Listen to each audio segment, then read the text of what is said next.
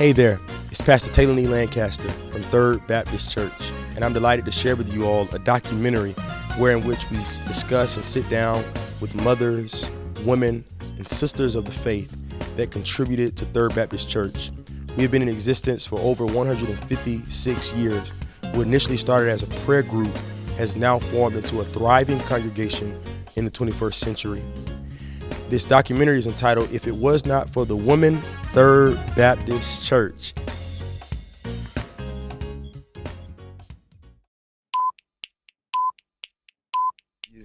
As a child, living on Buckingham Street, Miss Bertha Kelly lived across the street. Wow. She's like a second mother. She was a second mother. We're getting ready to rededicate a whole space walkway in her honor. And they were good people. Mr. Kelly just as well. Yes. They were like a second mama. Yes. An inspiration in my life. Joined this church, Third Baptist, one of my aunt's friend, Lena Cooley. She was an usher here for many, many years. And I came up from Georgia, living with my aunt, and she introduced me to Third Baptist. Wow. And I thought I was going to come just for that one Sunday, but that was in the mid-70s. Wow, mid-70s. Mid-70s. Wow. And I joined the church in the late 70s. I joined the Third in 1963. 1958, You hit the road. I hit the road. I've been here for, I think, 25 or 35 years, 30 years in this church. But the thing is that I even remembered when I used to come up and visit sometime, this church was the basement. I came here for Bible school, and that's when I met Mama Fola. And I guess they must have just put the top on this church. For it was the women that were the first to declare the gospel, that he is risen, he is no longer here. So the resurrection power is not only come alive through men, but it comes alive through the works of women. We could not be here without the women that helped to pave the journey to where it is that we are today. So I always wanted to come to Third. Well, we visit for a little while. We were out of church for like about 4 years. We visit for a little while, and then I came to Third Baptist Church through Lillian Harris. My sister, her husband was stationed at Westover. Yes.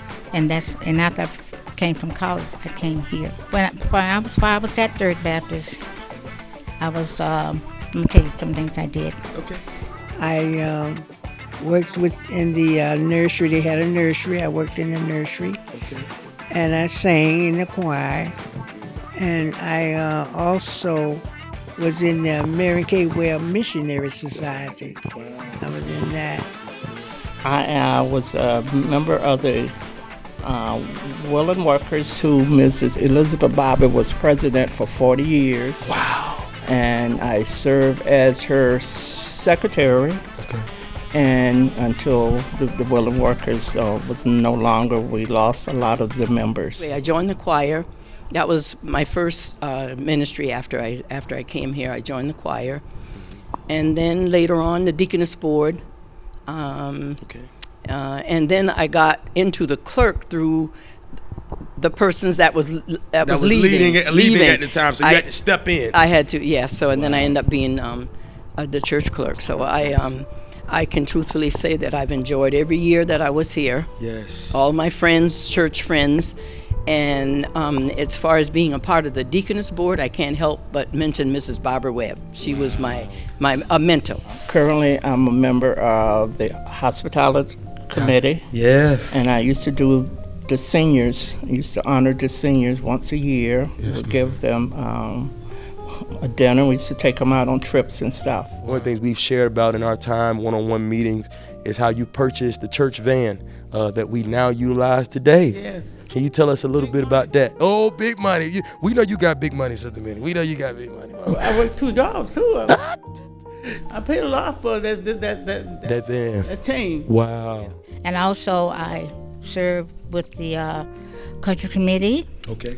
Also, we had the culture committee is where we take trips. Trips, okay. You Yes. go see different parts Different of of the the world. yes. Okay. I did Sunday school, youth, children. the Sunday school. Okay. I did summer school. Summer school. We may need to bring that back because you've done so much. It's kind of like you just serve wherever it is that the Lord you were needed.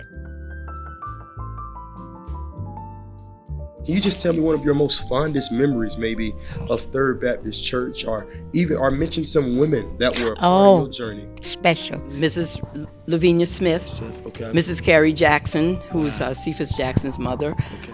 I think about some of the ushers. Oh my God, I can't forget Miss C.V. Yes. Mrs. Lillian Gone. Oh, wow. She was the treasurer of this church many years, you know?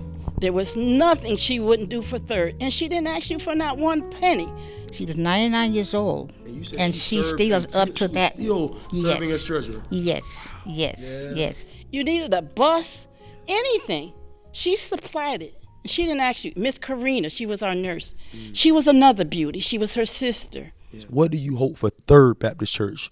You've seen what we've made and the progress we've made in the short time that I've been here. But what do you hope for the future of this church?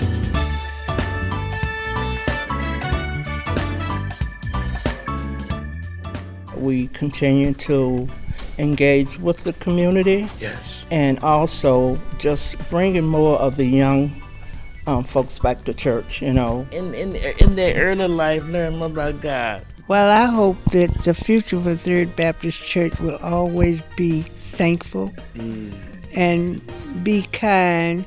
Keep striving, and people that are committed and consistent to do what they do. I feel that Third Baptist Church in the future, they will be communicating with foreign countries. You call our first-time visitors every week. I love them. So thank you for doing that. And I thank you because they come and they grab me, and I said, I'm the one sitting in the front seat with the walker. Yes, Please speak, because I'll know. You'll know. And they do that. Absolutely. And I love that. Absolutely. And I thank you for giving me the opportunity to express my love to them and to the church.